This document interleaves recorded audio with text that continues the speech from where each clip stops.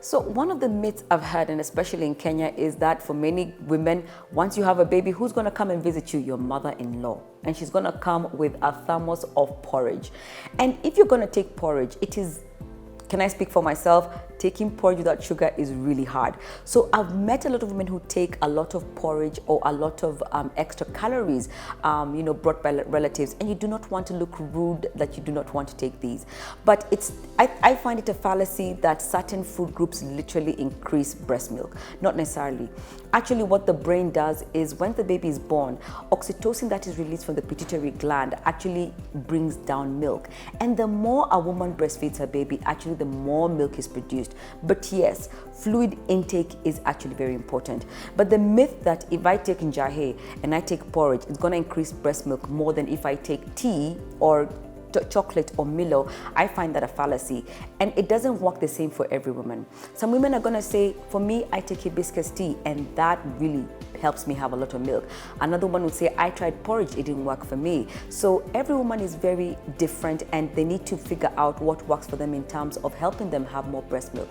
But the most important thing is timed breastfeeding.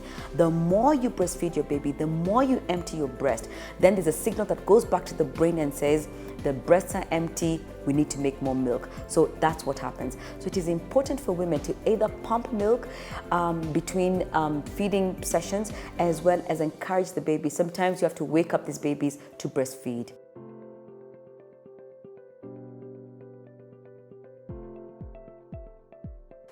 So as we've been talking about healthy nutrition, so one, it's important when you include all food groups in healthy proportions, and I want to stress that, healthy proportions. So if you have a high intake of carbohydrate and a low intake of protein and low intake of fat, and you have a poor intake of micronutrients, then that will affect the general well-being of the mom.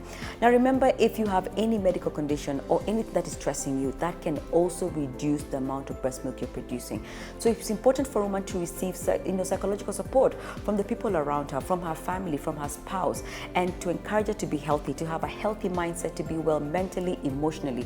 And this will keep her calm, and she's able to produce a good amount of breast milk, as well as continuing to receive support when it comes to helping out to the baby.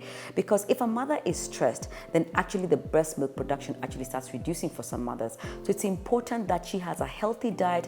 And as we describe health is the well-being of one being physically, emotionally, spiritually, socially, economically, as well as mentally.